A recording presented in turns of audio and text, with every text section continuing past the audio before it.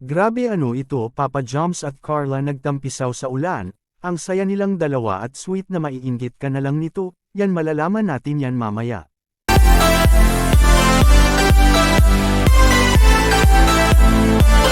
Isa na namang mapalang araw po sa inyong lahat mga kalingap, sana po ay lagi kayong nakatutok sa aking ginagawang reaction video. At kung nagustuhan nyo naman po ay sana wag nating kalimutang mag-like at subscribe sa maliit na channel na ito. At siyempre wag din nating kalimutang mag-subscribe ng ama ng Kalingap na si Val Santos Matubang at sa kanyang anak na si Kalingap Rab pati na rin kay Ate Edna Vlog. Maraming salamat po. Papa Joms at Carla ang saya nilang pagmasdaan habang ito ay naliligo sa ulan mga kalingap, grabe ang kilig at sweet nila na kahit sino ay maiinggit na lang nila.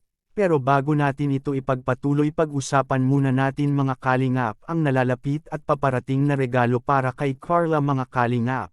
Na alam nating marami na ang naghihintay nito at na-excite mga kalingap para kay Carla. Alam natin na marami sa ating mga kababayan na gustong-gusto na magkaroon ng isang bagay na alam natin na malaking maitulong nito, lalo na kung ang bagay na ito ay magagamit natin sa araw-araw na ating pagtatrabaho mga kalingap. Kaya sobrang saya ngayon ang solid fans ni Carla na makakatanggap na ito ng brand new na sasakyan mga kalingap sa susunod na buwan, kaya ngayon pa lang ay alam na natin na nag-practice na ang ating baby Carla sa pag-draw drive mga kalingap.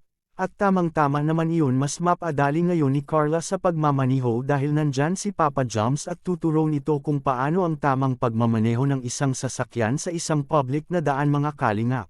Samantala balikan na natin ang malaking kaganapan mga kalingap sa Joms Carl sa Part 66 na nag-viral talaga ang video na ito, na maraming mga manunood ang nagkagusto nito mga kalingap sa ginagawa ni Carla at Papa Joms na naliligo ito sa ulan. Maraming mga viewers ang nagugulat mga kalingap sapagkat first time ito na nangyari sa Joms Carl na maliligo ito sa ulan. At ang maganda pa nun mga kalingap ang kilig at sweet ni Carla at Papa Joms ay grabe ang impact mga kalingap na kahit sino ay mapapatayo na lang nito pag ito'y pinapanood. At bakit? Dahil mapapansin natin kay Carla at Papa Joms na ibang-iba na ang sweet na pinapakita nilang dalawa na overyakap pa ito. At dahil doon ay marami na namang mga kababayan natin ang napasaya nila ng husto na tanggal talaga ang lahat ng stress mga kalingap.